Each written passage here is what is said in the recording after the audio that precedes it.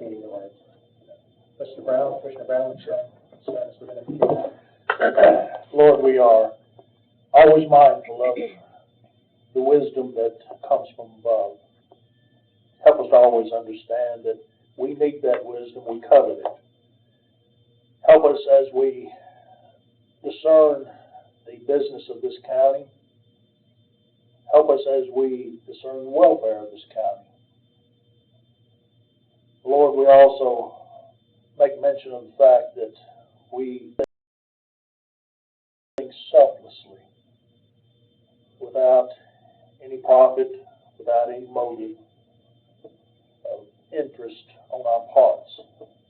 Help us to understand that we should be of a nature that is godly and that is right in your sight.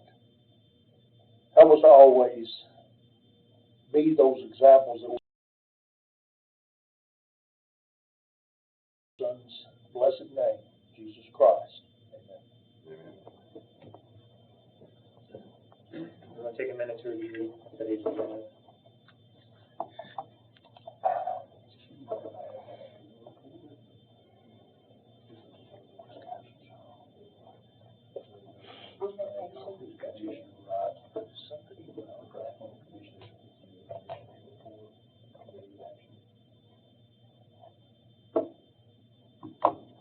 Motion, is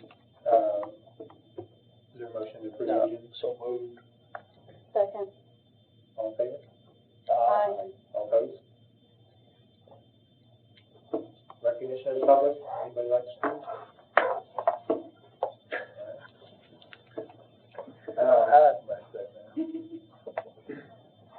Everybody take a minute to look at the minutes from last meeting.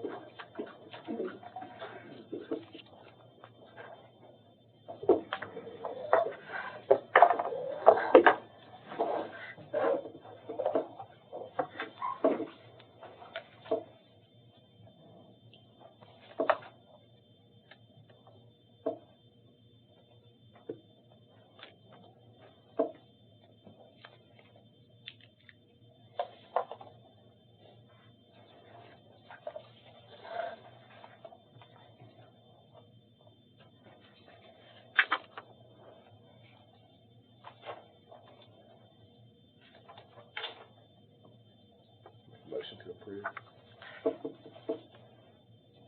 Second. All in favor? Aye. All opposed? I'll start with a quick update or a quick couple of topics here. So we've been scheduled to meet on the third Monday, but because of holidays, certain months, that's going to get pushed back to the fourth Monday, which we know we have a conflict with one of our committee members. So I don't know what the exact solution to this would be, but my thought is if whenever we have a holiday month, we either push it up to the second or find another date besides the fourth. So I don't know what that looks like, but does anybody have conflicts on the second Mondays? We could pull it forward. Well, yeah, that's when you got some pretty heavy duty. Budget, legislative. Meeting, legislative, budget, and those go long. A third Tuesday or something? Tuesday, yeah. That's your board. Oh, yeah, that's Board of Education. Well, it would, but I think your bigger process, I know a lot of times, I don't know how y'all are doing it, but I know we like having a committee before the commission meeting in case you had something. I mean, David, you remember that you had something emergency come up that was financially oriented, that gave you the ability to address it. And the problem is I'm on Resource Authority, and that's when theirs is. It's the fourth Monday. This is the fourth Monday. It's only the fourth Monday that is the problem. When we push into the fourth. Two holidays. Two holidays. With the Friday before the commission meeting, serve that same purpose, man? That work? Well, I could do that. Could just skip the two holidays. That would be a good idea. Just don't do it as much. Have 10 meetings. 10 That's more than we used to have. What time, David, did you say? We have 10 scheduled. I think it's, there's two, I think Martin Luther King Jr.'s birthday and President. President's Day, Christmas Day. Is that January, What's the February. magic January, about February. Fridays? Could you consider Thursdays? Well, what we were considering is just skipping the holiday month and having a double. So not meeting Agenda. in January, February, going forward. If something's urgent, you wanna move it.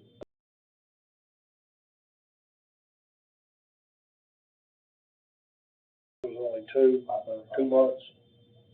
Well, at the end of the year, we have the Thanksgiving and they're all over the place for the holidays. I think it'd just be January, February for the holidays. Yeah, because they're not Monday. Yeah. We're gonna have Thursdays and alternative, you need one that month. November would be almost I think there's a weird. I don't know if this needs to be a motion, but basically, if there is a Monday conflict, cancel that month. If something's urgent, we hold it the Thursday before. I'll make that motion. Seconded. What times? It's 5. Does 5 still work? Yeah. All I ask is just simply send out an email, you know. Yeah, we'll send out one of Those those things things. happen. Draft agenda. All in favor? Aye. All opposed? All right, appreciate that. Thank you. Second thing I have is not on here, but there are two.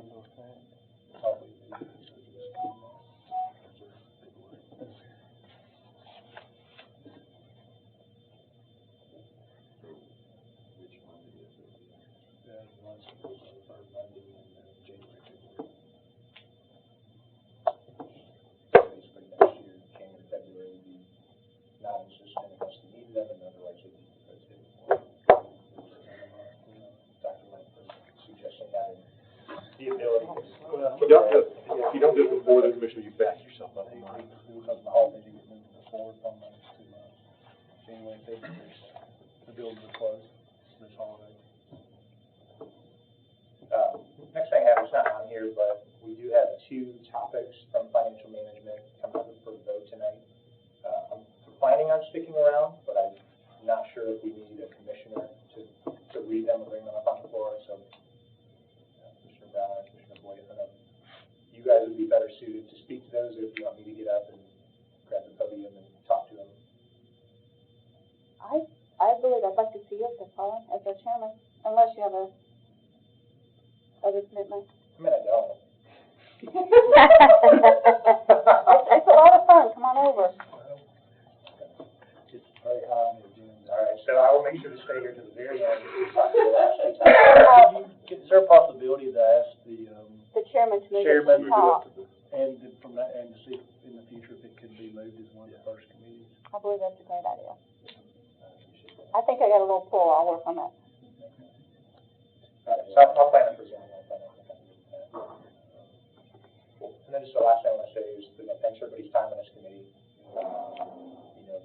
The goal of this obviously is to help implement the financial acts and make sure that we're fully in compliance with the law and with the policy. I think the work we're doing here may feel slow and a bit arduous, but I think we are making consistent progress, and I want to keep that progress through 2024 and continue that on. So again, thanks everybody for the work on here, and I want us to have a very, very productive 2024. I feel like we're finally getting a bit of momentum here, and want to keep it going. So thank you. So Colin, I got a question, it's not on the agenda, maybe Mr. Sidler's already answered it. When do we fold the investment committee into this committee? I believe it's currently with the legislative committee on committees. Okay, run through that It committee. needs to be removed from the heading for now. Okay. Yeah, I think there was some question on if it's all the same numbers or not, or if it's a smaller group. The act just says you have to develop policy that doesn't specifically say you are the next committee. And then that's why probably more prudent than pointed under the actual statute, the statute has basically hold harmless if you're doing what you're supposed to do. If you make a bad investment and follow the statute, you're not responsible. You probably want that protection. I would love it. We'll at least make sure it's clear that you know. So you have to do it. Is that currently on the slate of things to talk about? Email it to Jeremy, he's the chairman, so. Okay. Jeremy called me and said they're moving on it, so we'll have it up to you guys. Just another report from Mary then. Any report from the law director? I have nothing, but will entertain any questions. Trustee? Todd, would you like to review the trustee packet? I don't know how much has changed since last month. Well, I see what I want to see, in terms of the, I think it's everything right. no, it's not good. Really, good rating.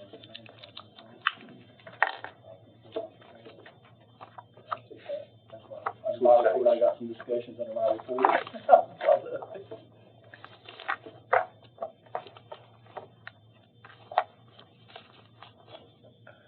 So what is, I mean, just go forward, are we, trustee, who is technically on the hook to do that every meeting? Is that Cindy typically, or is that just the first couple meetings we've met, or maybe you, David, or how's that work? She's historically sent down the report with the listed investments is what's happened since probably, I've been here since '09.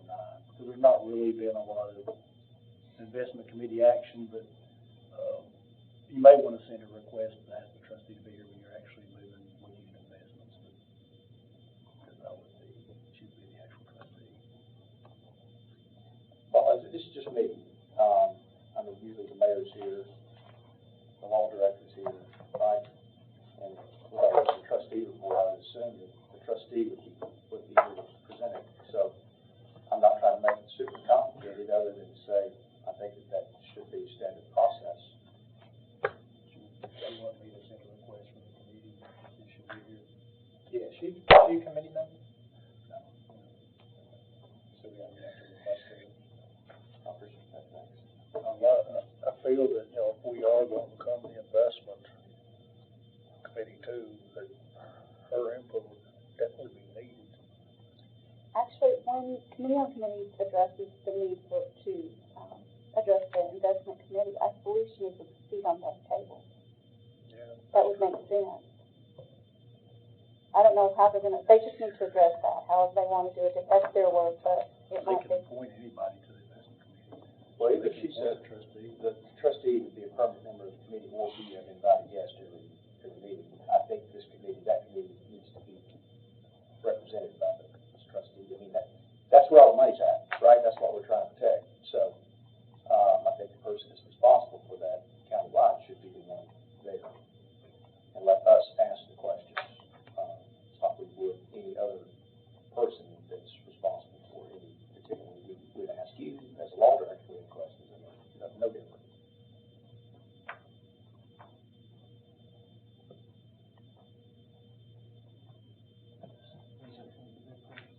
While we're Send that on, on to Mr., you might want to send that in recommendation to committee on committees if they want a trustee. so while we're on the investment piece, On the investment side of this committee. No, but I think one committee on committee to include the trustee as a member of the investment committee, they might want to vote to send that recommendation to the committee on committee. and maybe we can ask Cindy how she feels about it. I maybe she wants to do the, I know she's been here for quite a few minutes. It's been very complicated, but not. My question would be Mr. Sidler's question. My question is would it be good to have her, since should she be a voting member of the committee, or just someone that does a report, like the law director, or, you know? My concern there is, you got somebody that's voting on the same investment. Yes. Supervisor. That'd be a concern. Or she could even be an ex officio member if that's what you wanted to do. There's several different ways to do that, but the most important thing is her being here to answer questions. Yeah, exactly. So I get that. I mean, I'm not here because this is fun and exciting, but. It would almost just be almost like a report of the trustee. Because that's what I was checking while you were talking, because John is, or the mayor is also on here. I don't know what his status is as a member, but I guess that would be my question to you. Or you want me to have committee on committees make a recommendation that she appear, that she be a member, a voting member, ex officio? I guess that's what I need to know what y'all are looking I for. would not, be in favor of her being a voting member from a control perspective. I don't think she should be voting on Okay. policies that, she is responsible for implementing. I think that makes sense. But certainly her presence here would be helpful. And I think it's just good optics for the trustee to be part of the investment meeting, so. I'll make sure it gets on their agenda. And Dr. Langford, you have the biggest piece of the pie. Are you okay with that? Yeah, I mean, none of us have really much control. It's the trustees' call, so. Right. I mean, honestly, I think we're still in the boat where we used to get like 0.18% interest on any investment, so.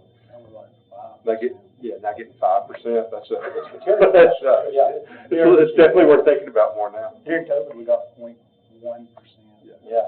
When your discussion was 0.1 versus 0.13. But it's not as much as to me, it is about the return on investments. To me, it's the control around how we move our money and what authorities and how we actually empower banks with our money. To me, that's one of the biggest parts of that. Now that we've got the 5%, Dr. Langford said, now it's material. I mean, but still, a functioning investment committee would be there to look at how the monies are being handled and moved and situated in banks and different financial institutions. So it just kind of works together now with a better return on the money, but there's still a need to have the controls. So I told you, Jerry, I'd get into the controls, didn't I?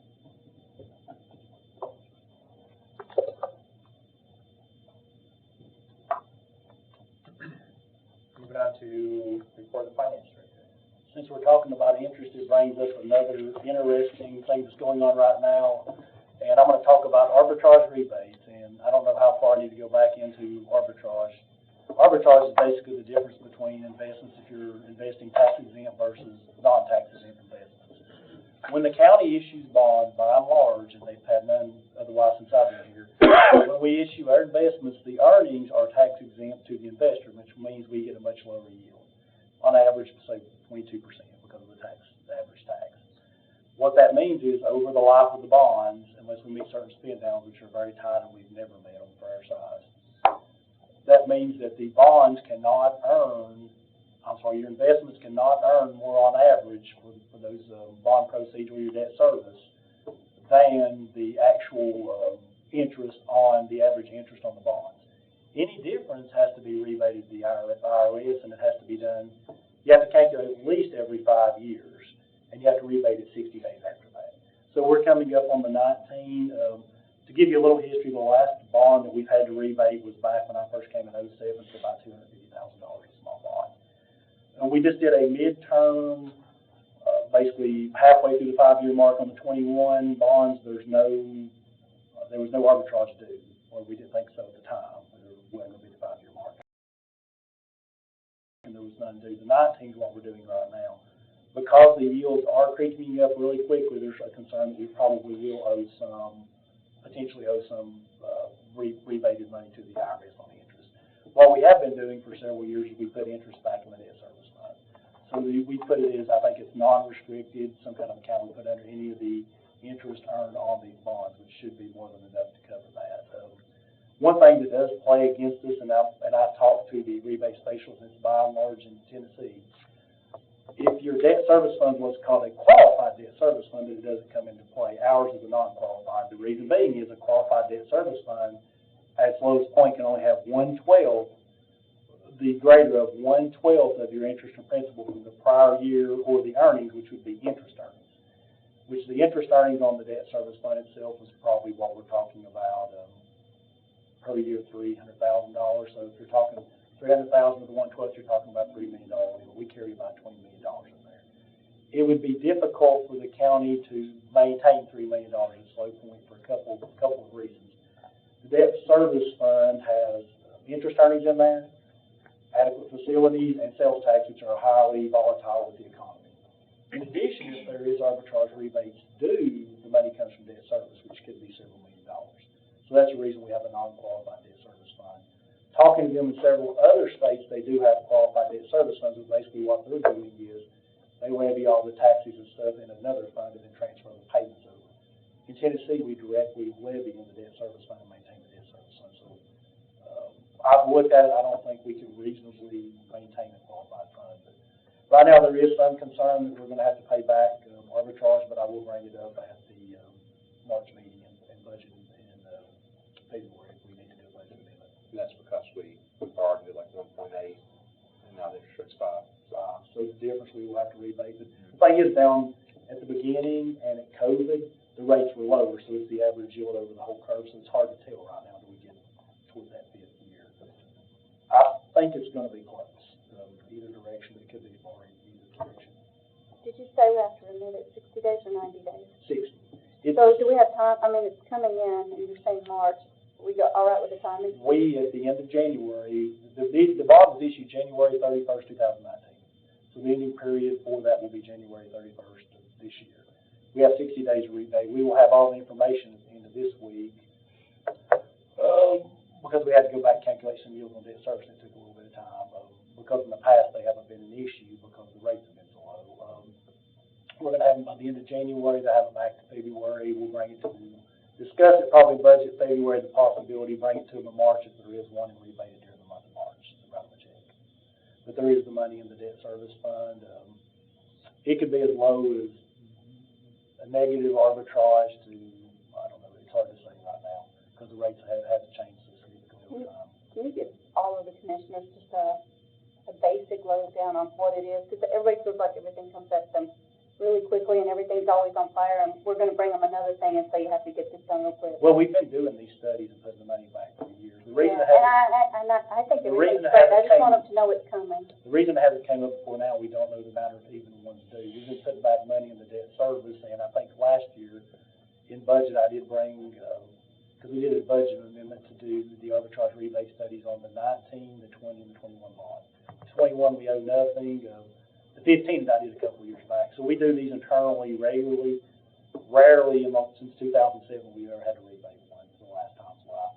But we will bring it up in February to budget the possibility. That way it doesn't meet the rule for 2 readings. Basically, on arbitrage, you've only got 1 of 2 choices. 1, invest in lower yield investments, or 2, rebate to the IRS. Investing in lower yield investments would be foolish because you're going to undershoot the mark. To get the maximum amount of cash for the county, you're going to get as much as you can. If you have to rebate, you just rebate it. But the thing is, you do have to rebate it because if you don't, willfully failing to rebate those bonds have 1 of 2 punishments. The first is it's a 50% penalty. If it's not willful, it's just basically negligence. If it's willful, they could actually arbitrage their bonds, which is rare than never. But if they arbitrage their bonds, what that means is all the investors' earnings would be taxable, and it would cost the county a lot more money. Yeah. And I'm okay with all that. I just don't want to present yet one more thing that says, oh, we got to get it done today. I'm going to bring it back. That's why I brought it to you guys now. We're going to bring it to them in February. It'll be paid in March. Yeah. But the thing is, we can't provide them amount until we're at the end of that period. We get them all the final stuff January 31st. It's got to be calculated and get it back to them. So there is some time frames, and that's where you end up with this one. We could end up owing nothing, but I just have a concern because we're at 5.4, and we've been there about 1.5 years. But if you go back at the beginning, the bonds were significantly lower, and then there's this really low dip of like 0.1, 0.13 during COVID. Well, the thing about these bonds, they're weighed heavier on the front end because of 2 things. We had more cash in debt service at the time, and then also there was more on the bond. There was more principal in the bond at the very beginning. So it does weigh them toward the front. So it's really hard to tell until you do all the backwards calculations, and that's why we're hiring these folks, because we do them regularly. So Terry's question, what's the trigger date? I mean, have you done the work and you're just trying to fine tune it, or? We've got everything to them right now. We're trying to get the average yields for the rest of that service fund today to get to it. And once they determine it's either, if we have to rebate, then the 60-day clock starts. Is that? Yes, you got 60 days after. And is that 60 days from January 31st? Yes. Okay. So right now I've got the last report here from 2021, and they'll give us a report just like this. It'll say basically, and they'll actually fill out the claim too if we have to pay it. But it'll actually come back and say, with all the calculations, say whether we do or do not owe arbitrage based on it. The last bond, the 21, we went halfway through 2 years into the 5 years to see what we look like. back in 2020, and we were 745,000 negative. But back in 2020, there was this big curve. Back in 15, we did the rebate, but the rates hadn't been this high. We were at the 5-year mark, we were 1.1 million negative. But these rates have significantly slid, so it's hard to say which way it is right now. I hate to say either direction. That should be easy to explain to everybody. When we did one back in 07. And then hurry up, because you gotta pay it tomorrow. Well, there's just penalties. We don't know the amount. I'm all good with the whole process, I understand. So you've got to calculate it on the 5th year, which means you've got to have the 5th year data. And all the months, which means the month of January 31st, but then it gives you 60 days. Calculated on the calculation date. Thank you.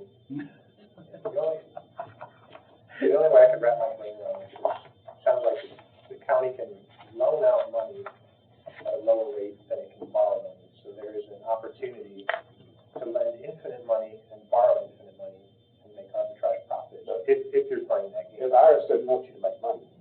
Correct. So That's their income money. I'm like, what is this? But They don't want me to logically, it sort of makes sense. That's the thing. They don't want me to come in and see that we can borrow money for 3%. It's going up like crazy. That I can invest it for 5, and I'd go out and borrow $100 million 3 years before I needed to go to school and get it out there. That's what they don't want us to do. Correct. And the only reason we're in that possible situation is you as an investor can go buy Sumner County bonds and they earnings are taxed again. That really helps us out. It does create this small aggravation. Correct. That when you explain that, that's the only reason. That's when it finally clicked. They're the ones taking advantage of the tax. Oh. Not saying I would do anything like that. If it was legal. That'd be a great county investment strategy.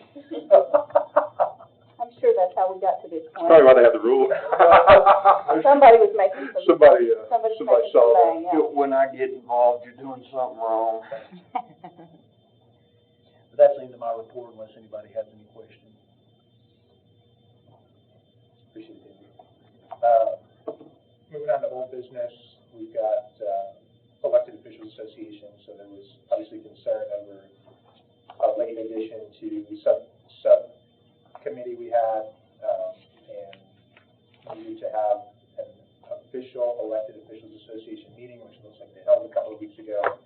I was hoping the mayor would give us an update on that, so we'll have to talk with them next meeting to make sure that they have quorum and all that. I'm assuming they do. So anybody on this committee on that meeting, in that? We did have a forum. Okay. Everything was official, and they took the minutes and did everything right. I saw the agenda, I just didn't go to it. So. Any other major updates, just noted basically on? That's about all we did, is just, we met up and, voted on that, and adjourned. Okay.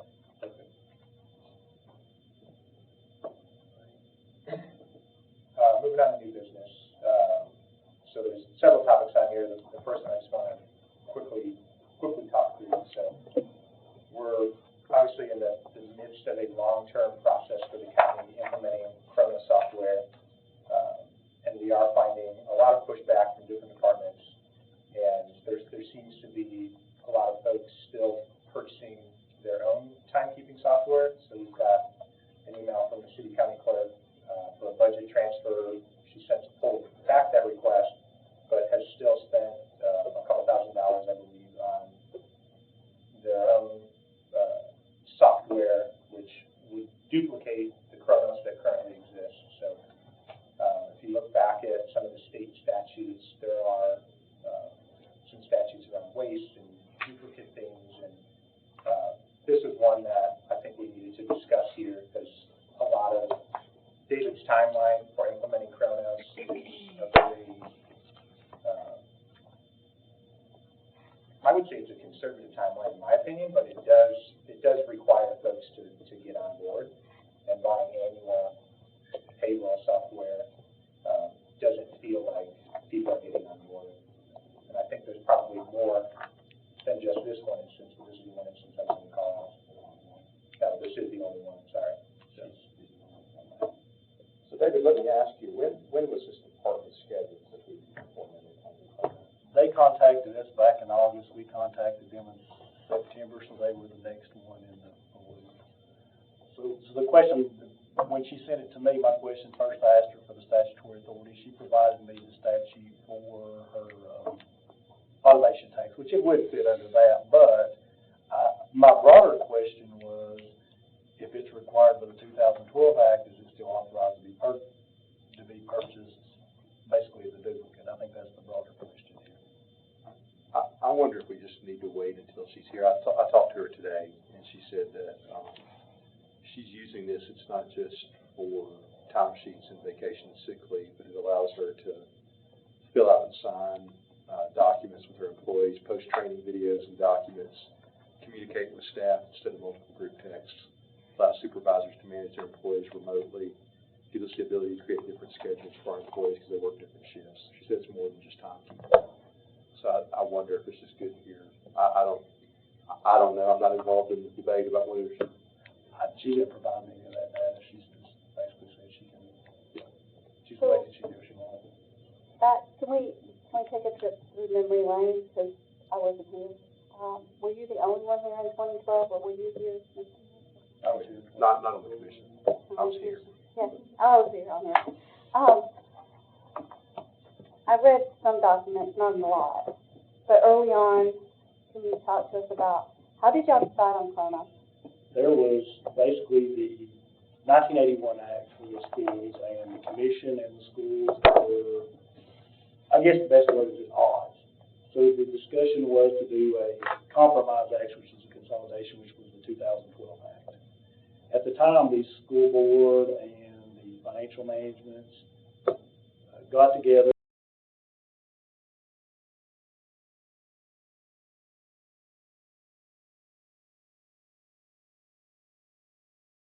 To be workable for the schools. The actual act was brought back, and it was like I guess a committee that had school board members, and this is all from memory, so you can pull some of the records, so I could be slightly off a little bit, but it was financial management, county commissioners, and the school board. They all voted to go ahead and send the 12 Act on forward to the county commission and got approved. After the 12 Act, it created the subcommittee that was supposed to, through the financial management committee, implement the act. The number group, which was called Plant Moraine, which it was one of, I think it was like the 7th largest firm in the nation at the time. I'm not sure now what their size is. They came back and we did a bid, and it had, I'm on the thing, maybe 1,800. It had a lot of specs. Us and the school board members were, not school board, but school staff wrote the specs, sent it out to Plant Moraine.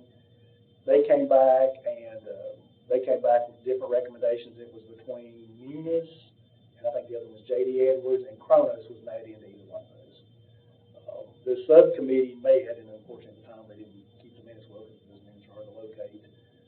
Came back and recommended to the financial management committee. The financial management committee presented it, and it went to the next budget, and Chronos was chosen countywide at that point. So the Chronos and Munis was brought in for, I guess, the whole system at that point. So I was chair of financial management 2014-15, and I can tell you, like, one of the biggest issues is that David was staffed with implementing Tyler Munis without an IT department, without the servers, without the staffing that he.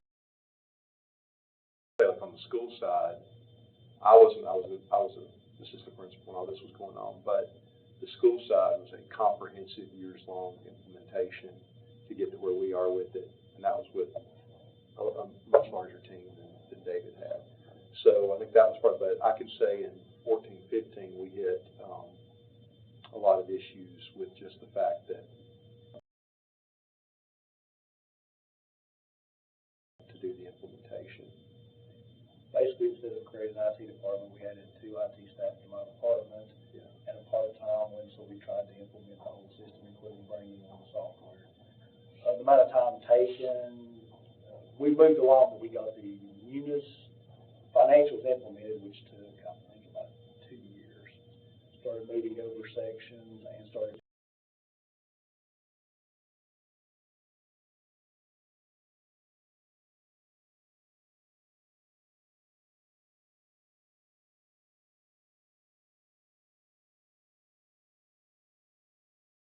the Act in 2019, sometime around there, we created as a county and IT department, which actually helped speed us back up. And then from 2019 forward, we moved forward, we picked up like the payroll section and several sections in the process since 19. Same issue, it's just like what's on the commission for tonight, there's a lack of staffing to get all the work done. Just like we were talking, there's probably going to be a lot of late hours through the end of January right now, but there's a lack.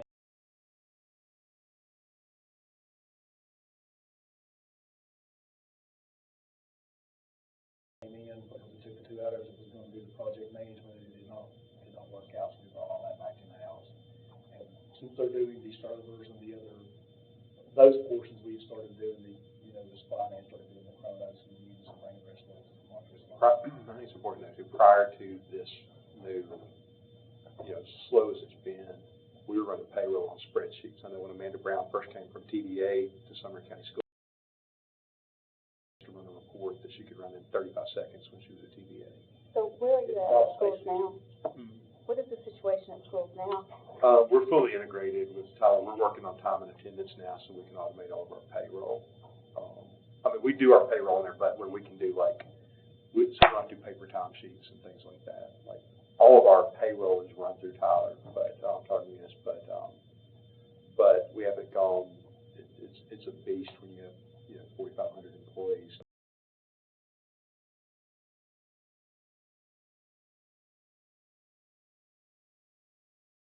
The financial payroll.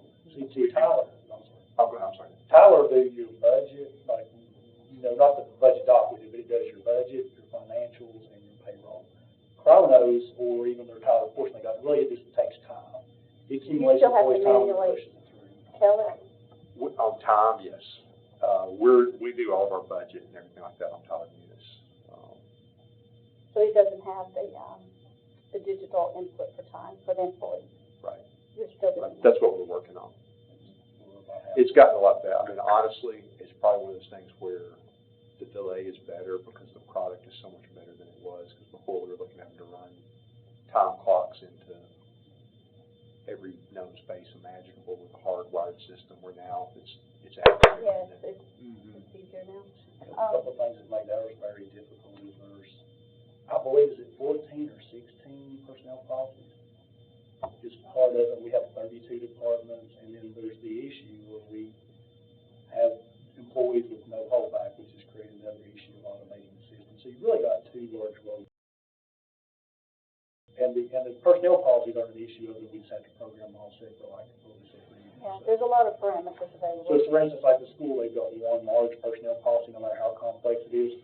We do one, and then we come back and redo it again for a completely different entity.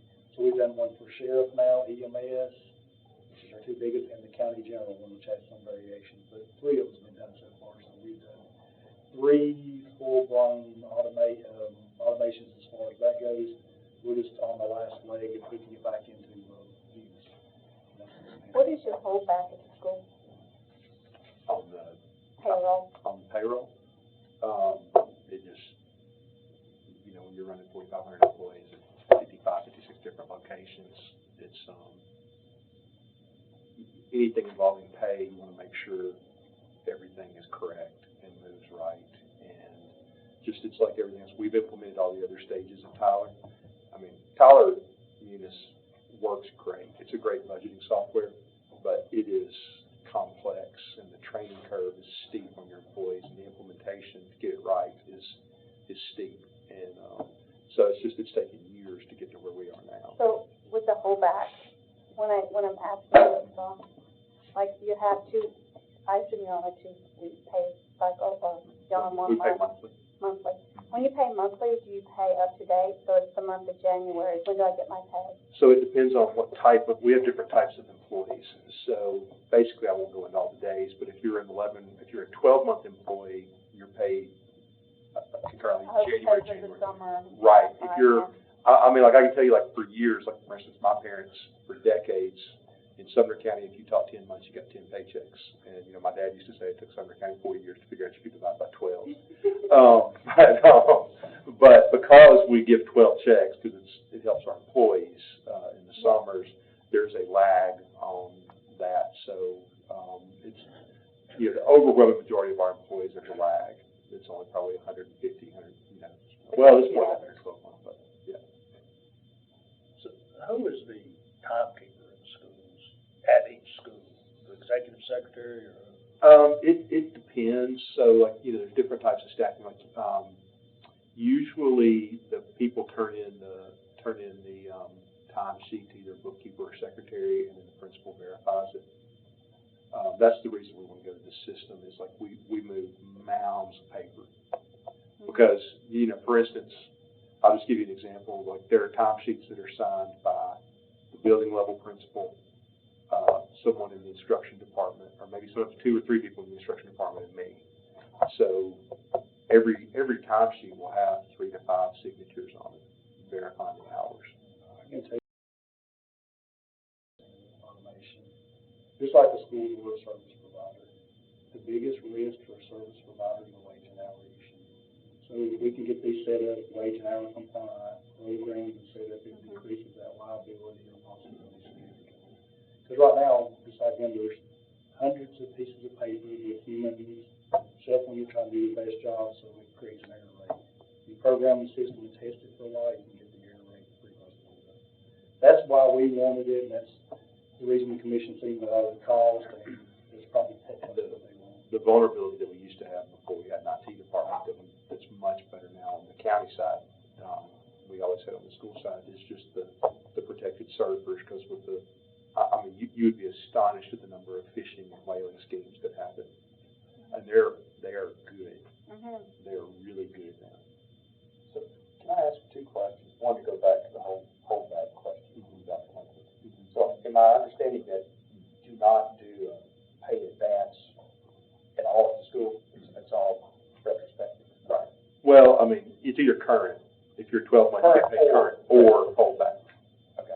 Yeah. Now, I mean, that creates, the problem that it creates for us, is maybe more details than you want, is because of that holdback, we have sometimes people that start jobs and they don't get a check until a month and a half later because of the holdback. That's a huge detriment in, you know, in hiring now. And it's where you will see, increasingly what's starting to happen. This is a crazy process, but all your fast food restaurants and a lot of your retail places are using a third-party vendor that pay people every day.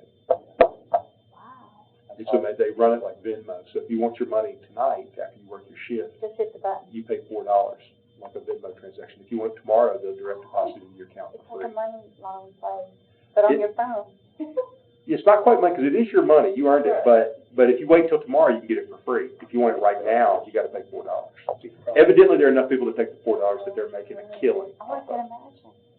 And my second question is, let's get back to where we started, if you don't mind, on buying this payroll keeping software that is it $2,000 or something.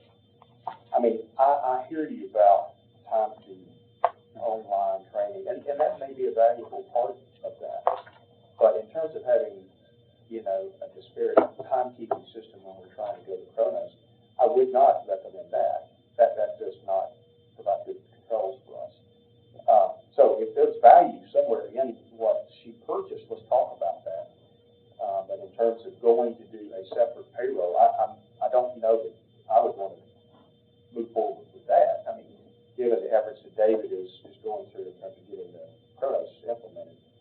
But if there's value somewhere else, I'd be open to listening to what that is. Well, she's not here tonight, and I'm sure David didn't know she was not going to be here or out of town, and I'm sure she probably, when she made her arrangements, I don't know, probably didn't know she was going to be on the agenda. But I'm like you, I would like to hear more about what she has to say about it and things that, so she can make her point. I think it'd add value to the committee.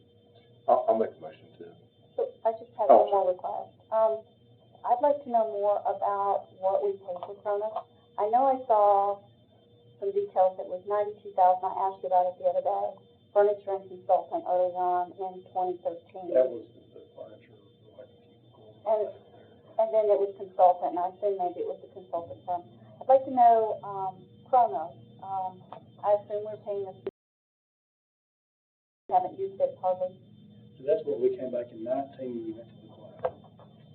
And at the time, we had Dennis Clary was their IT director, and we put him in started buying the license and negotiating that. My understanding was you get discounts for larger purchases, larger number of seats. So my understanding is right now he's bought all the seats based on the discounts, and we've been sitting on them a while. So if we're not going to get moving, we need to determine, are the cost of each seat going to go up more than the savings we have the whole of these? We do need to look at that, and that was something that I think I actually mentioned that to you the other day, discounts. So what are we looking at in cost? I mean, there was an upfront, I assume, and now there's an annual. I can't remember, I'll have to go look. But we knew the first year you weren't going to get any benefits because you had to buy it the first year and pay the support. We argued that it set up training. I'd just like to understand the whole cost. Part of how much 19, time we moved into the cloud.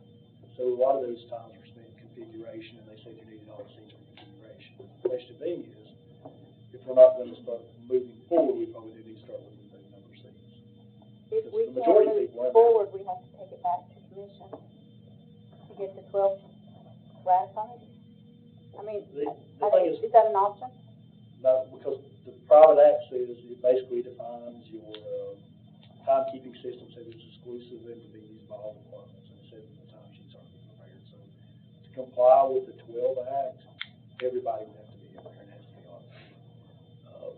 And it's really up to the commission and committee what they do, but from a technical standpoint, would be best to automate it right on through contracts as far as wage and hour keeping, time, and overall cost. And just like I told somebody the other day, it's going to take us a while to get this ramped up. Whoever, when we finally get it done, I'll actually be retired, and the next person's getting the benefits. So what I'm telling you right now doesn't benefit me, it's benefiting the next person. But at some point, from an error, somebody's going to complain, and you're going to have a wage and hour audit, and even if you're successful, it's going to cost you a lot of money. If you have this automated system, just like we get done doing this system, my recommendation.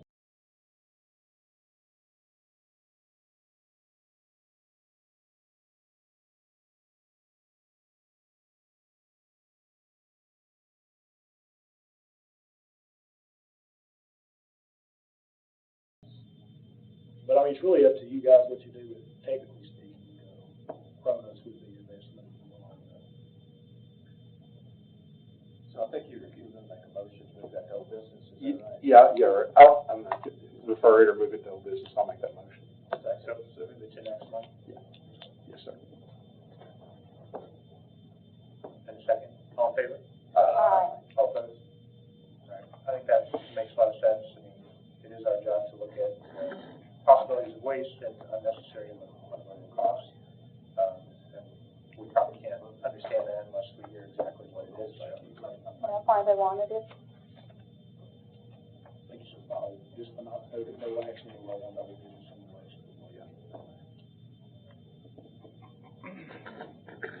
And the next is the process demonstration, and we have Ms. Annette here, she's the payroll manager, and she's here to do a short demonstration. This is a very simple one, but I'm happy to answer questions for sure. This is our UAQ version, this is our practice version. Oh.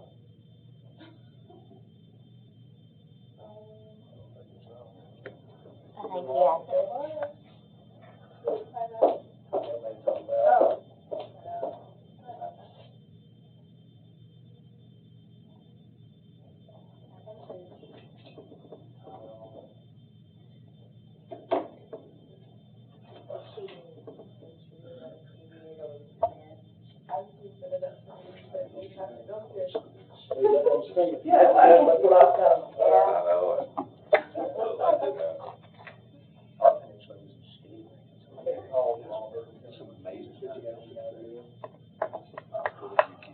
We're working Just about building gone and get to that, just down to pure ice. We had several. You were right out in the snow, rain. Yeah, normally you have to do that. So then that happened, and it didn't thaw. That happens.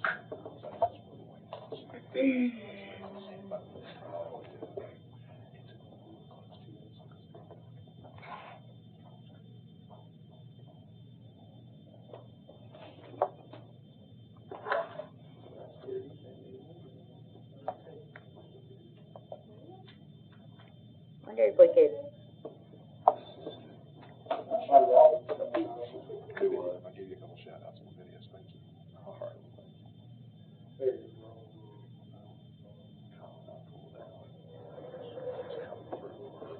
me to call him? Yeah, he sent me a text the other day about cyber attack.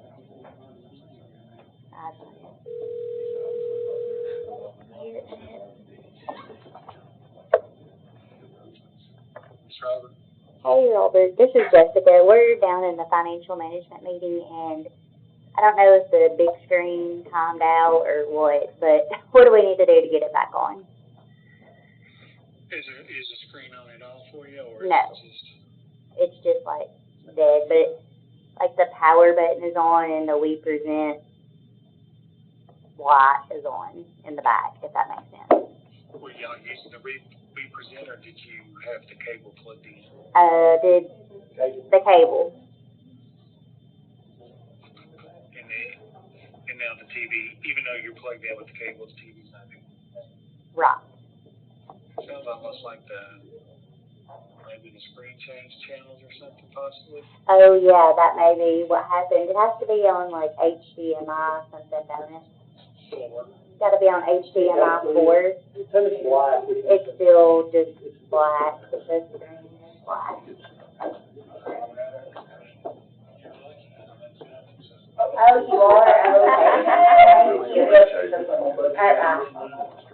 Oh, he's here, so that's good. So we just voted not to have the table. You got a little bit more. Hopefully that helps. Should get us through Snowsky. Why are you calling me? Who called you? Sumner County Schools. School's out tomorrow. Thank you. It is closed tomorrow.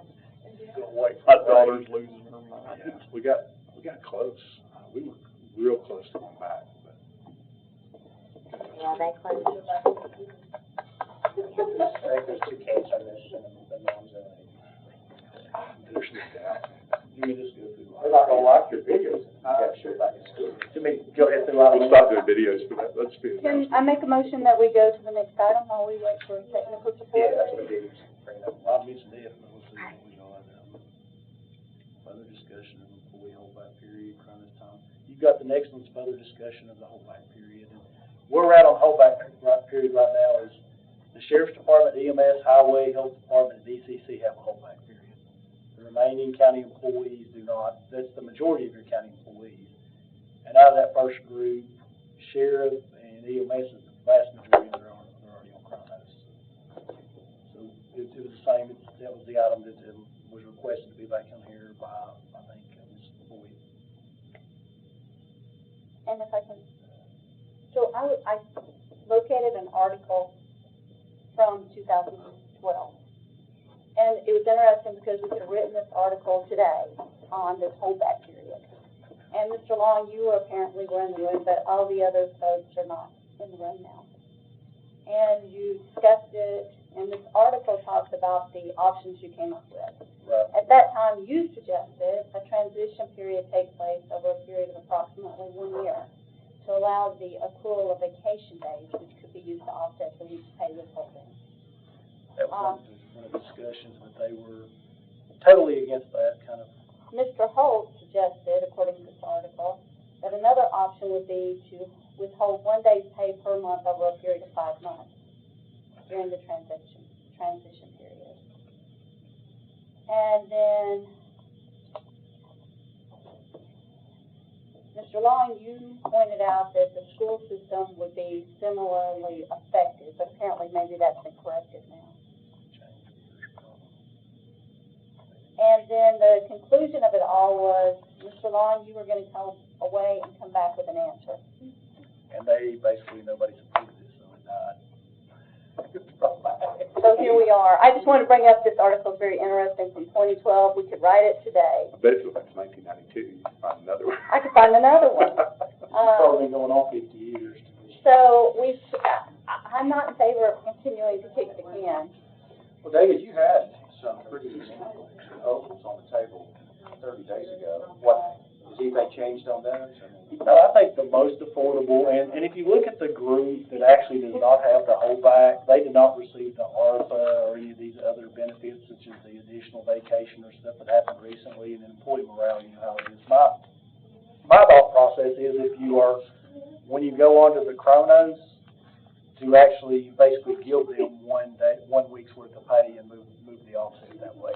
Other than your exempt department heads, And then your exempt department heads, if you did it in June, you pay them for what's left during the rest of the fiscal year, and then just divide their payrolls by the number of payrolls next year, and then settle up with them when they leave. And I say exempt department heads, that include like me and Mr. Sittler, that way we wouldn't get any benefit out of it, but your general hourly employees would, which right now this is the group that didn't get all the extra raises through the ARPA or any of that stuff.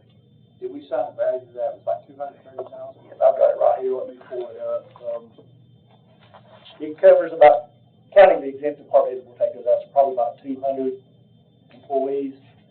And the cost, if we take out the exempt department heads for everyone, if it was done at one time, would be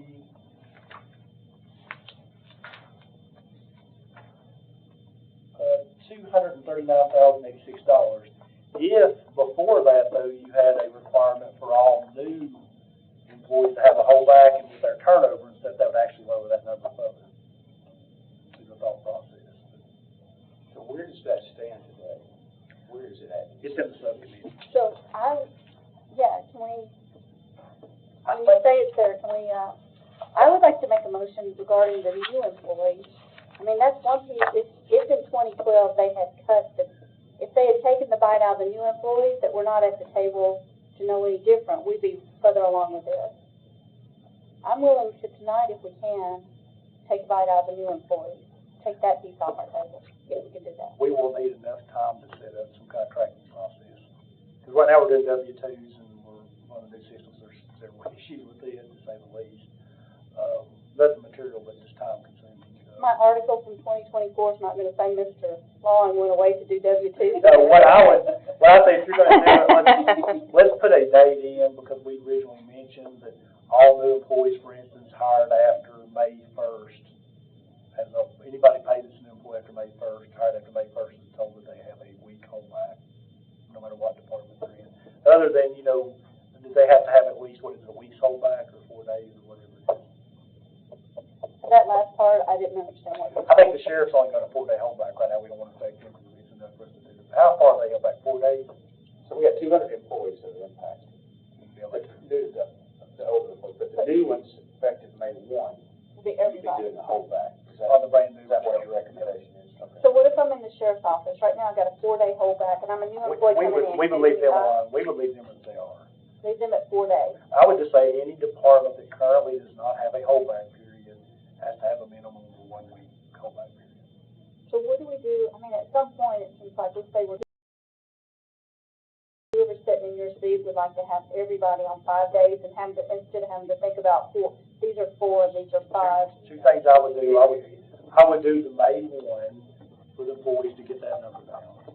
And then number 2, I think the best thing to do would be for the exempt employees, pay them out through the rest of June and buy them by 26 next year, like me, Mr. Sittler, and Josh and those folks. The third one, what I think, is when you go on to the Chronos system, that you ask budget to fund that 5-day holdback for the existing employees, almost like a small booth where they can get a ARPA and all these additional vacation days, is kind of helping morale, and ask them to fund that, and it'll set you a holdback, and it'll allow us to move forward with those. But you probably do it as they go, because the big thing it'll do is help you automate the Chronos system. Because right now we can't automate it with that holdback, because it's got all these estimates in it. I'd certainly be in favor of May 1, getting that started. The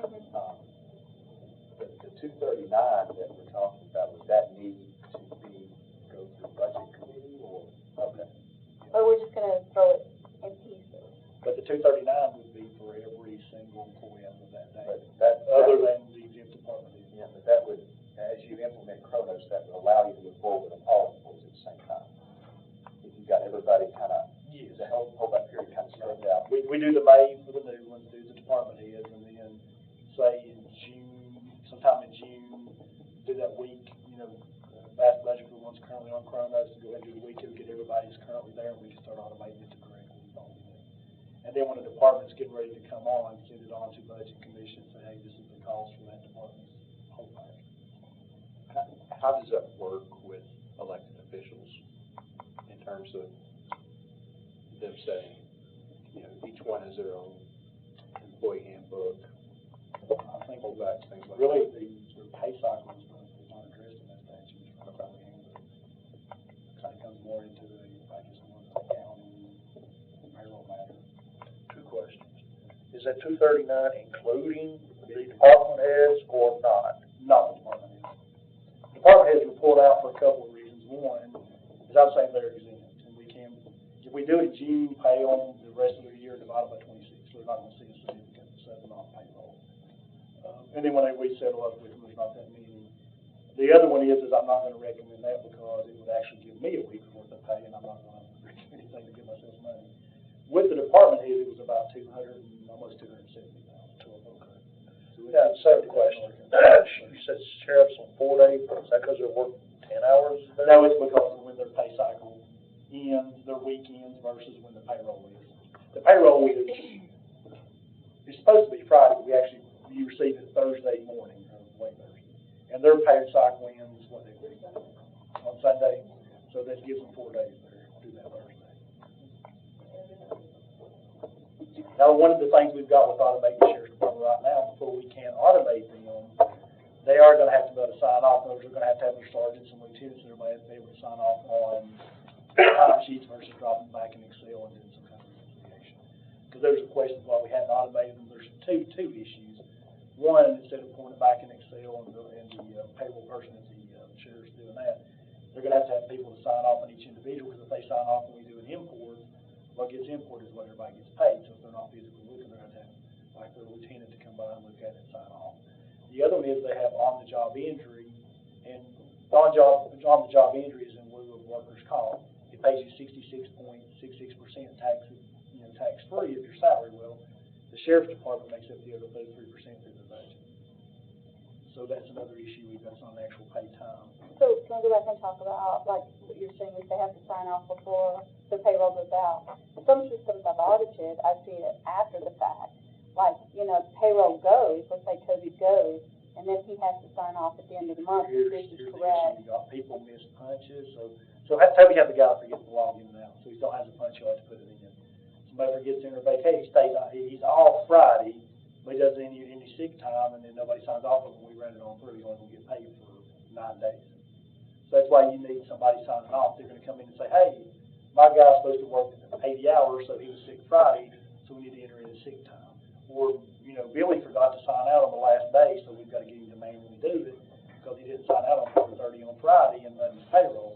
Well, if we leave that open, number one, those will have to be closed where there's these non-punches, but number two, people won't have a vacation time in there, sick time, comp time payout. So there's gonna have to be somebody go in there and say, hey, my particular group of individual employees I'm responsible for have done their time correct. Like in my office, I look at one employee, this employee looks at other people's, and it's the same deal. The only reason we're not uploading hours is the same issue, there's a week's worth of estimates in there. Yeah, those estimates. They're a week estimates, and then if somebody leaves and don't have, vacation time or something, they can pay, make them have to recover it or give it up. Yeah, I'm certainly for the main one, all right, but I do think that we need to come up with what is our deadline to make a decision on the 239. And if we need to, say 30 days, it needs to run through the subcommittee, so we can come back with a recommendation. But Our next subcommittee meeting is until March. okay. March 10th, so. Does it have to run through the subcommittee? 30 days. I don't know, We have to it's go already in on our our next- By definition of a subcommittee, no. Well, it's in the act. It's implementation. Yeah, it's part of implementation. We're not creating a new way to do it, we're just doing it. What's the question? Does it have to go through subcommittee? I would think not, based on Robert's rules of order for So we can subcommittee. pull it from the subcommittee. It can be pulled from the subcommittee if they're not acting timely or all over this. And then the committee over the subcommittee can pull it back. It's called discharging. David, you were looking at maybe some other opportunities to kind of pay for that, did that fall through? Like what kind of, you were talking about maybe ARPA money, check. That's what, Ms. Boyd was asking if we could use part of that activity committee, and we'll check on that. If you want to move forward, we can check and see if the revenue replacement will qualify. I think if you're, it's just my opinion, I think if you're looking at just paying the $239,000 and starting fresh, I think you're fine from that subcommittee. If we're looking at something else, as I've thought through this since was it 2 meetings ago, 3 meetings ago, when we first started talking about it. Just trying to think like, so let's say I came to work in the county in 1997, I had a week hold back. Are we calculating that week at 1997 at the time I was hired, or are we calculating that week back now? So what you're gonna do, what we would do is walk right into a wage an hour. Understand? We're gonna give them. No, I'm saying if we give it to them, I'm saying, I think you're fine filling out we're fine filling out a subcommittee voting on it if we're wiping out that $239,000. Oh, you mean if we make them? I'm saying if you were trying not to pay them, you'll walk into the, I would follow We're not subcommittee. discussing that. It The only doesn't thing the have to. subcommittee is. Let me answer the best way. You don't have to have a legitimate complaint wage an hour, you just have to have a complaint. I mean, we've got to back into all this stuff, so. I don't. Is it legitimate? Probably not, but. I mean, everybody hates the holdback problem that we have, but I don't know that there's a good way to reconcile it and just move on. Except for your employees that you hold for a week and a month and a half sometimes. No, I'm saying, Everybody hates no, I'm saying the other side is like, everybody here, when you're realizing that we're gonna lose $239,000, you wish there was a way to resolve that, but there's really no good way. So I spoke to CTAC, and they said that several counties have taken this approach to just pay to make it the best for. Oh, I think that, but I think that you're not really concerned about a wage and hour lawsuit or anything since we're taking it away. If you're giving it to them, right. If you were taking time away. Plus, you don't want to discourage your employees to make complaints unnecessary. So if you disgruntle them, they'll make unvalidated complaints, and you could spend a lot of money defending them. That's another reason holding them. But the thought process on hers might be is to actually, for this committee to vote to send back something for them to look at, the subcommittee. That may be the best way. Yeah, we keep bouncing things to the subcommittee, not gonna meet till March, you've gotta move forward with this implementation, so I'm not there on that. And I do wanna ask a question, just from an IRS perspective. If we're gonna pay $239,000, is it based on time worked? Is that W-2, or is that a 1099 payment, or is that a bonus? It's neither one, because what you're really gonna have happen is basically we pay you for your time as you're working, okay? So we're gonna give you that week, so it's basically we're gonna move you back that 1 week. So at the end of the year, when we move you back, there'll be 1 more week accrued in your financials. So on the IRS, it's paid based on the actual checks we're writing. So you're gonna get those checks, so when you leave. Kind of like a ghost check, I mean, you're not, okay. So, but it's gonna affect your budget, but so at the very end, when you quit, retire, or whatever, you're gonna have 1 more week's worth of time to take your vacation or to get paid out of it. So it's gonna be at the end of your time. We're not getting $240,000 in cash out of our pocket. As soon as this happens, we're accruing $240,000 expected liability that will get paid out as people retire. Yeah, no, I get that. Well, you're basically getting one quit or retire.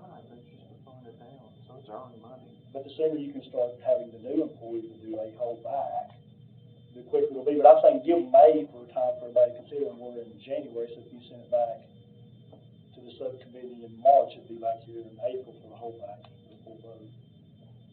I don't think it's the subcommittee that we need to concentrate on, it's budget. I mean, just for the holdback, not for the. For the new Can we just employees. move it out of this committee to the budget committee and prove it, or move it, or put it up for vote here and move it in? Pull it out. I think we need a motion to pull it out of the subcommittee. I'll make that motion, I just think we gotta move it forward. Yeah. I'll make that motion. Is it already down in subcommittee? I don't know, did y'all even discuss the new employees? The reason I ask is there's a vote requirement. We did not discuss the new employees, the only thing discussed was the holdback, and Mr. Isabel wanted to bring it to the elected officials association and discuss it, we discussed it with the official association. It's not been discussed. No, it wasn't discussed. So that one, yes, but this first one, I don't think it's been down to the committee, so the most prudent would probably be sent it back down to the subcommittee and give them, 30 days to discuss the option. And when you say the first part, I just want to be clear what you're. All new employees starting May 1st must have a holdback. If you hire an employee, you tell them you're gonna have a week holdback. So when I hire you, say, hey, you do realize like every other employee, you get a week holdback before you get your first. Yeah, we could have a special subcommittee meeting, right? You can have it in a week or two, yeah. Okay. Me and Toby need to have a notice meeting, me and him just need to talk about purchasing. So the subcommittee would be going, basically talking about this one, the May, the trigger of May, everybody being on holdback. And secondly, talking about the 239 that we're talking about here as a financial measure. And then they'll come back to this committee and say, that's our recommendation. We can take it or not. If we don't take it, we'll make our own, we'll move forward with our recommendation to move it to the budget committee. Is that one way or the other? I mean, if we choose not to move forward with it. Okay. That may one have no financial impact, just as a whole life. So David, does that give you time, assuming you get the 2 week, you do a special call subcommittee? I mean, I think that's fine. I mean, if you're talking about March, I'd say no, because that's just too long.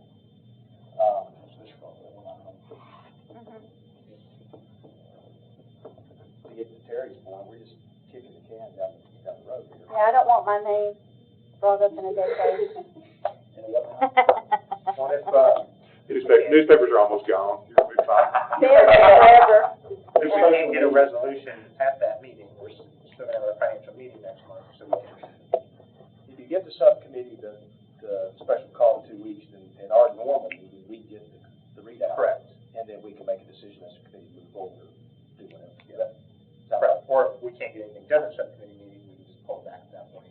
I'm looking at the law director. I'm saying be date specific on the subcommittee so that you don't have a pullback problem, because if you don't get a decision, you can at least, through a two-thirds, take it back up, take it away from them and make your decision and move on from that meeting and pass it on to budget. I said 2 weeks. I think 2 weeks from today.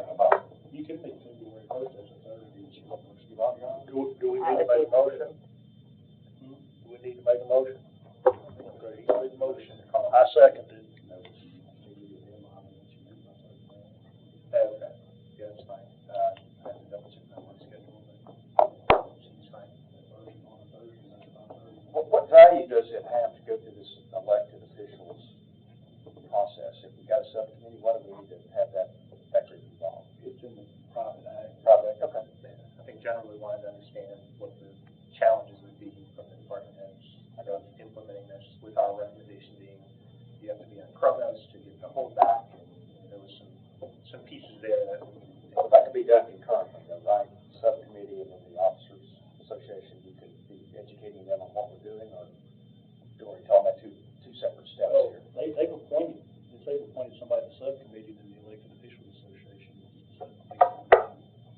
So it's just a subcommittee. It's a separate entity that we're not involved with. Right, so, but I guess it's close for the horse, though, right? I mean, you're saying that the elected officials association has a play in this based on the private act, but we're saying. A representation play. But I don't think, correct me if I'm wrong, have you guys appointed somebody to that committee? Yes. Okay, so you got that person, okay, Yes. that's all I want to know. Okay. And it will be on her to be ready for this meeting. I got it, okay, I'm done. I think so. So did they need to set a deadline to leave? So Eric, did you say they need to set a deadline to have them be competitive? This committee needs to set a deadline for the subcommittee to get something gelled together and to you as a recommendation before your next meeting to keep this timeline working. Okay, so if we meet February 1st, we could have March 1 is the deadline, because you won't be again in March of this committee. So give them a March 1 deadline to have back your recommendations. And that needs to be pointed out. Okay. And then, for communication's sake, it would be handy if the minutes from all of these subcommittees and,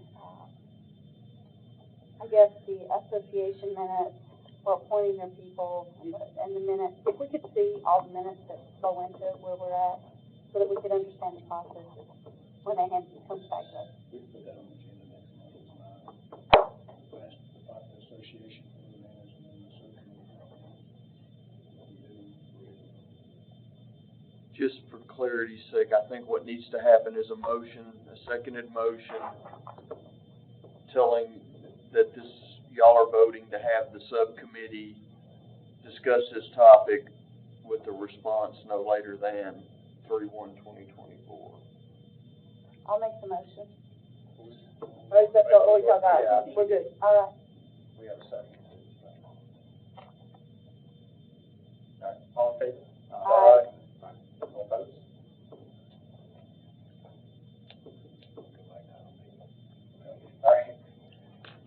screen's working. Sorry for cutting you there. Okay, so this is what an employee does.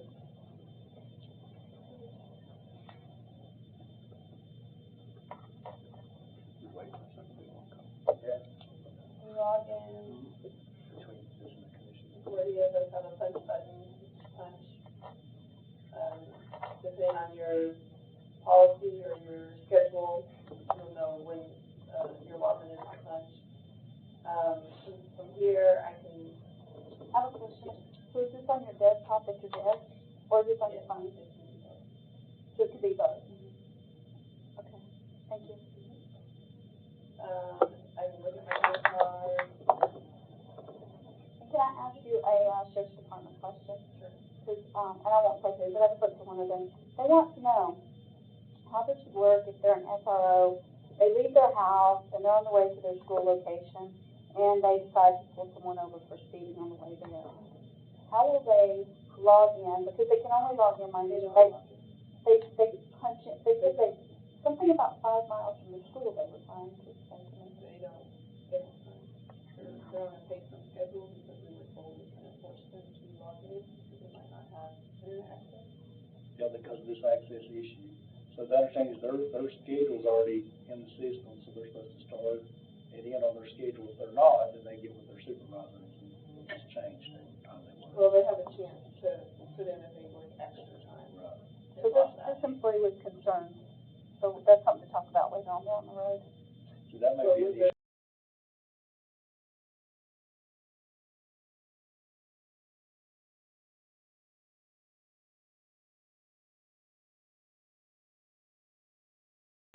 Well, they only have the option to put in, They would- extra time. So, like, well, I mean, I won't put one of them up. No, I took you off track, they just asked me. The SROs and the deputies who are paid for the schedule on their, my time off, they, if you go to the advanced options for a normal person, you only get to choose to take time off. So then they can add time. So they have a chance to put like the date.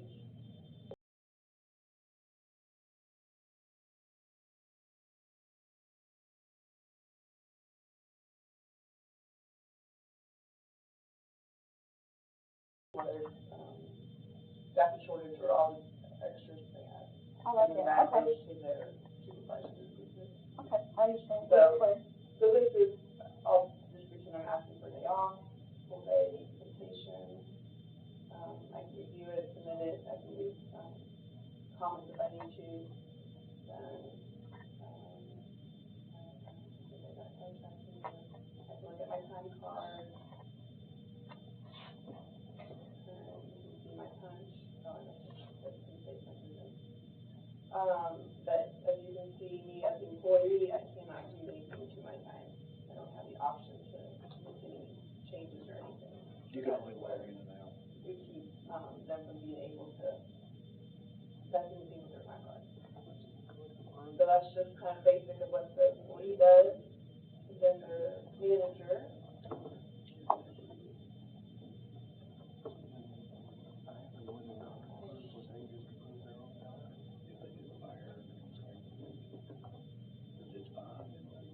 So that approved Their manager. So in the notification up here, somebody has a time off. There's various different ways that you can go about seeing that to approve it. Go to the little control center and read about it, and they made, sort of a comment as to an explanation as to why they need to take that time off or whatever. She can see it there and approve.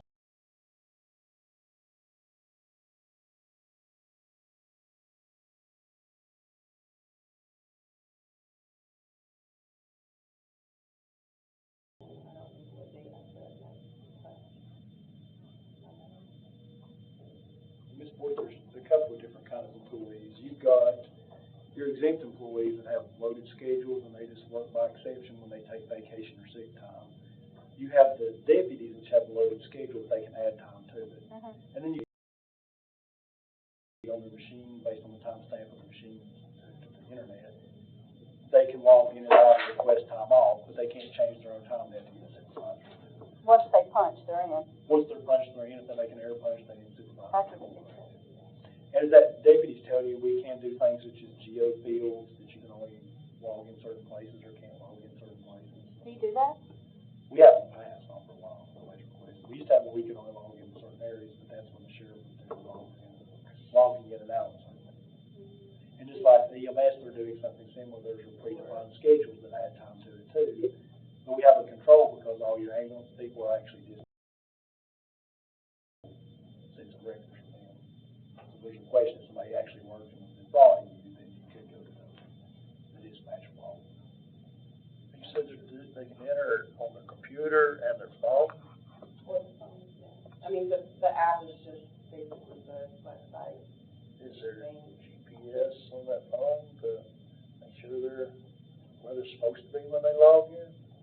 We don't have it set up to do that. That's what the You can say that. Originally, it was because, I don't know if it was IT or something about Our building actually shows up for Yeah. some reason and nobody can determine why, it's way in a different place. So if we set up a geo field that's 1,000 yards from this building, we won't let you log. This building's the only one we've discovered. at your desk, it won't let you log because it doesn't. We worked with IT, we worked with not Verizon, but Comcast. We cannot determine why this building created everything through GPS somewhere else. Driver's can't figure it out, IT can't figure it out, we've had 2 IT directors work on it. But, you know, that's the reason we turned it off at this meeting. Now, So here's, So I was just wondering, yeah, go on, check. and so here's where she can see the request, and then she can also approve it or do something.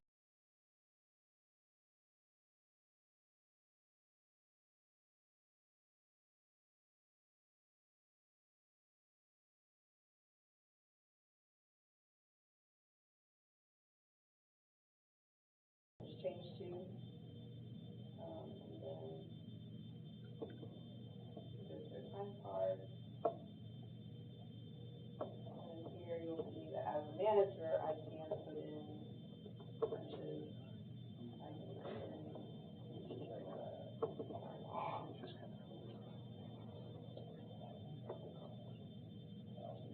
and our recommendation is if, the manager or anybody edits time card, that you put a comment as to why you edited it. Because everything you do is an audit trail. You can see that somebody has, changed it, added it, whatever. We ask them to approve their time cards after certain, we do it, since we're pay current, we ask them to do it weekly, so we have 20 weeks worth that's approved. And then after payroll runs and that pay period is done, I come through and I sign off on it, and at that point, we can make any changes to anything. So right now, the departments that we have that are on Chronos, like the trustee's office, supervisors going in there and putting in week B as, assuming it's gonna come, There's nothing here. there's You nothing. do it in payroll. You do it in payroll, when they send you the notice, you do it. We go ahead and we load their 80 hours, and then we pull their exceptions from Chronos. because of lack of pullback. Yeah. Can you show them leave to, because it actually shows them. Alright, and here, and you'll.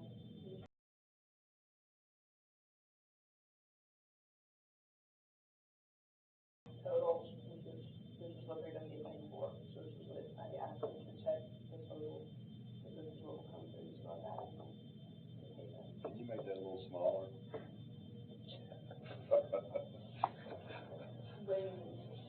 Seem being facetious. Let me turn on the light. So if the supervisor edits a time entry, is there an exception report that's generated that somebody independent of the supervisor looks at? I don't know what other people's best practices, but there are lots of different reports, there's lots of different data used that can be done. So you can set your permissions up however you want with whoever needed to sign off on it to approve the hours. But we don't know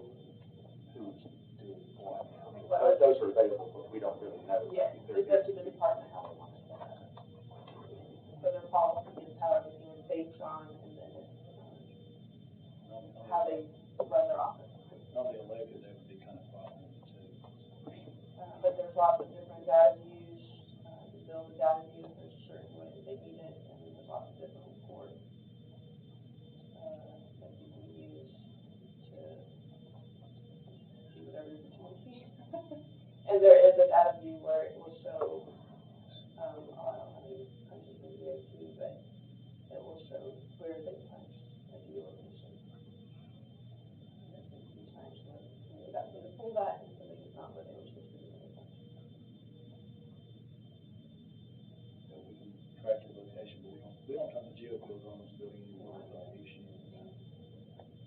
Is there a cost? Figure out what's going on. Usually hands out what's around the building. Just said, like, the dot was moving around when I pulled it. So can you tell me, like, I'm the supervisor, and it's time to approve everybody and send it off to payroll? What do I have to do?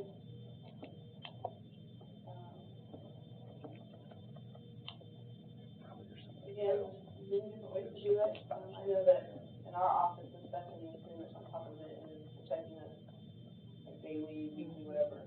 But you would go through their time card. If you have a huge department like sheriff, there's a data view that I built for them that you should just actually run that data view, you're supposed to see if somebody's missing the hours. And if they are, you should just go to their time card and see, like, hey, what's wrong? Get the different supervisor of, hey, he's the extension, why this person? That you would just check to make sure that they have their hours in, their time in, and any, comments that you want them to make.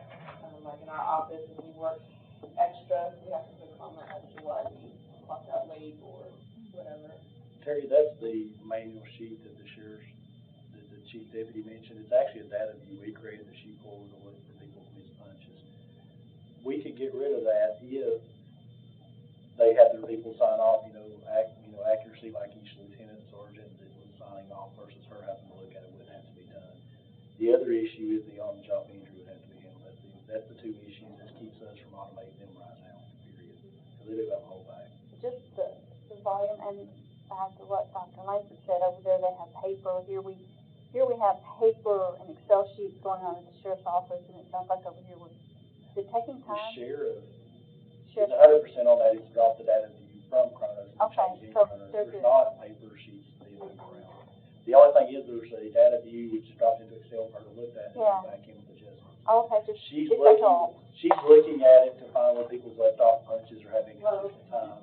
You can run some reports that integrate with Excel, so it pulls it live, pulls the data out of the system so that people like your people like him can review things. So it's just, the Excel's just a review, it's not a She worksheet. reviews it, but I think to stop that process, what you would have is like each individual employee, which they do sign off, your sergeant or lieutenant would look and say, hey, all your time's there, they would sign off and it would move on up quickly. Yeah. But the only thing is, if they're not looking at it well, we pay based on what they send over to us. So if they have 9 days in there, they get paid for 9 days. So you got. That's why the lady's looking at all of them. They've got to get into that one, the process where they can do it quickly, and number two, where they understand how important it is to do these correctly, because as soon as we do it, no matter how many times you're telling with that many people, we're going to have 30 people the next day calling after payroll set a short on time, way over.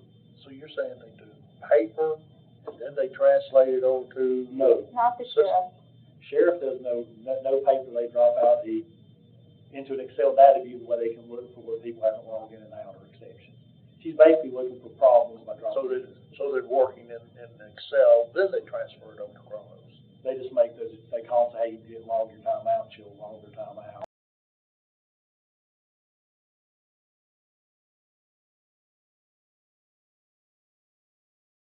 Ms. Bravo, the payroll person over there, pulls, and she pulls these There's no paper time sheets to, at all. Excel. But I'm just, are they doing double work? That's what I'm trying to. There's only two ways to do it. This is what you gotta think. Let's just imagine that you have 20 employees, okay? Your employees are hourly employees. If you've ever supervised people, you know what happens. They forget to log out. They forget to put in a sick day. They forget to do that as well. If they come in and they correct it and you look at it and you correct it in Chronos, then you're fine. But instead of correcting in Chronos and it floating on up, she's dropping everybody down into an Excel sheet and she's looking for all the problems that everybody's missed. like the sergeants or lieutenants, because she can go up and down that Excel sheet quicker than she can go through each person in Chronos. It's easier for her to view it. If they get to the point where each person, they're signing off, but their sergeant or lieutenant's responsible to make sure it's correct, and it flows on up, then technically she wouldn't have to do that. She would be doing things such as looking for on-the-job injury that has to be entered manually because it doesn't have to. Are these electronic signatures, or They're electronic. Okay. Yeah, Chronos is all electronic. There's no manual to it. They don't have manual time sheets. Another catch with the sheriff's office is that they're on a 20-day cycle, so the overtime is deducted on a 20-day cycle. They don't earn overtime after 171 hours worked. Tour duty.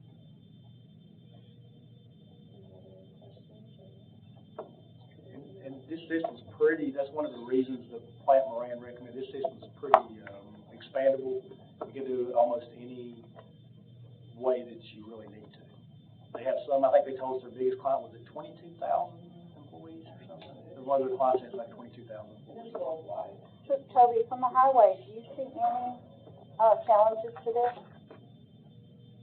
You know, I'll have to, this is something that I would just have to dive more into, because I mean, the way we're doing it, I understand that pretty good. I would like to get, you know, I know she did a demo, but I would like to dive more into it to see how it would fit with our structure.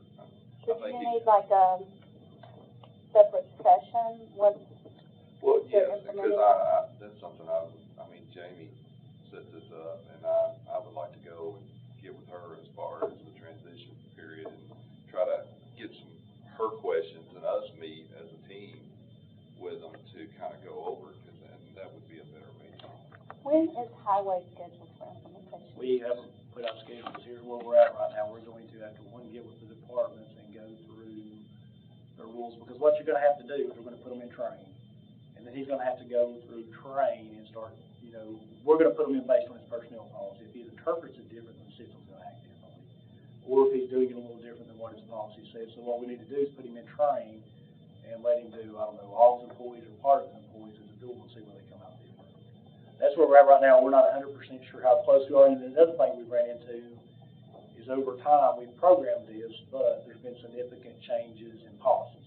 Like the sheriff's department, since we went live, made multiple changes, so we had to reprogram the system. Whenever they went, they changed the amount of hours they get for their sick leave and vacation, their personal days. Well, Toby's changed the amount he gets for holidays and something else. So all that's going to have to be changed, and we're going to have to get with him and see. That's kind of where we're at. The best thing to do is give him a small demo and put him down in train and let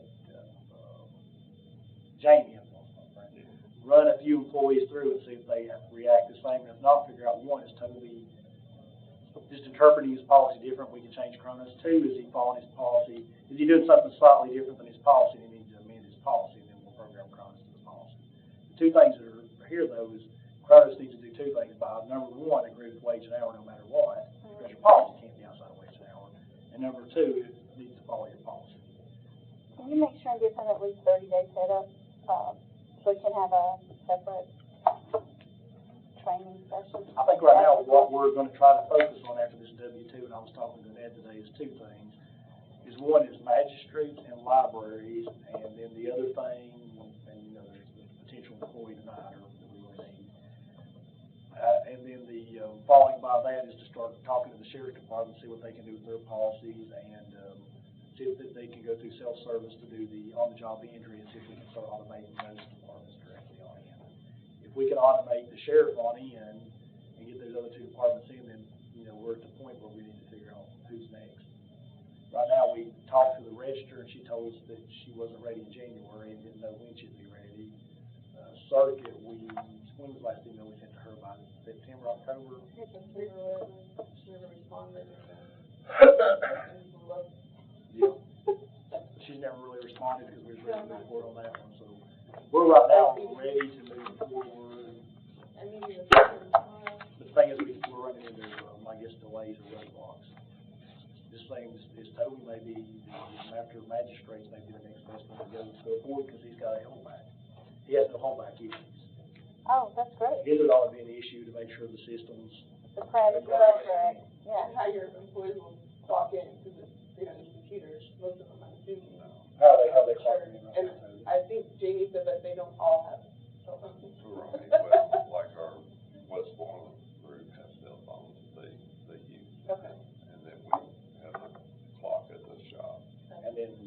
IT's got them Cronus clocks. So basically, it'd be the same thing, replace the Cronus clock and put on these Cronus app. Are these county phones or are these? These are personal, probably, is what most people are using on them. It's the point where data's become unlimited, so there's not a lot of, I've got both because I was told a long time ago that if I did stuff on this, I would be subject to, open records, and I want to deal with it. It doesn't save me anything, but it's, other than open records request probably. But a lot of people splurge using this one on Chrome, so they'll be worried, I don't think it would subject me to open records, but sending emails to commissioners may. So Toby, let me ask you, for your Westmoreland employees that have a phone, are they approving their employees' time with that personal phone? Let me correct that. I mean, the superintendent handles it for them, and, he handles it on his phone, and he's got an iPad, which we're in the process of implementing. We're doing these safety programs of where we're having safety meetings and things of that nature, and my hope is to get it on the iPad eventually, where he can just do it on there on a bigger screen. Is any of that information that resides on the iPad, iPhone, does it include social security numbers? Ours is set with employee numbers, so we don't use social security numbers. How are they signing their time sheets right now? Here, January for the last year. They come in. They come in physically, like, Yeah. they can, like, I'll have to sign in front of them, just make sure they were that issue too. My thing, especially when they're starting to get all wrong, we saw all social security. I don't have any other questions, thank you for the display. Somehow they had that number still on, they can. Make sure we They hadn't come in.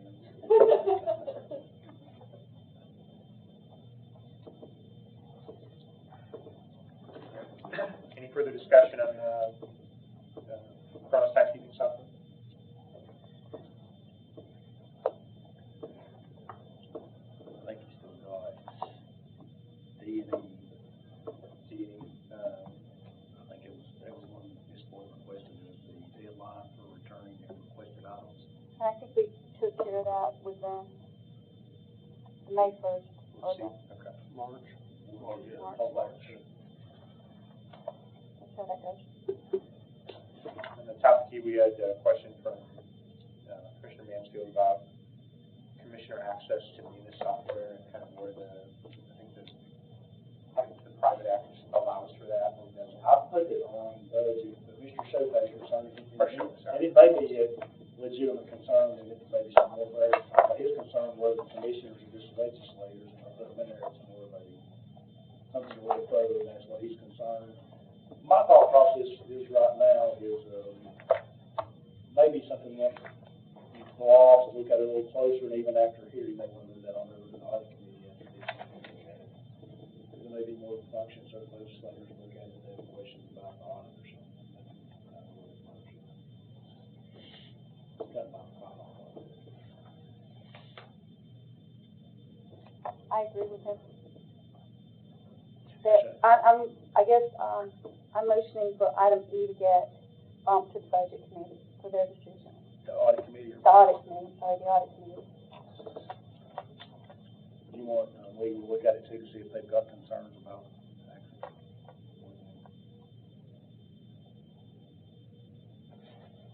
I didn't assume that was an affirmative. Yes, I, Okay. do we need to vote? Yes. Second that. I'll make a motion. No, sorry. Continue to restate your motion.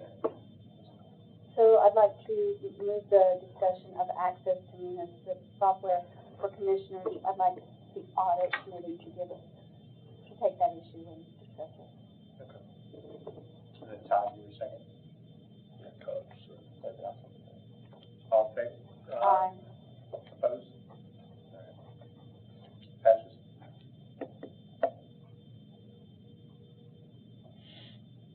And then final agenda topic? We were. Okay, perfect. All right. So, Dr. Langford's favorite motion to call here? Motion adjourned. I'll second that. All in favor? never failed. Well, she said that was. Notaries, but I don't think. notaries in Germany, never failed.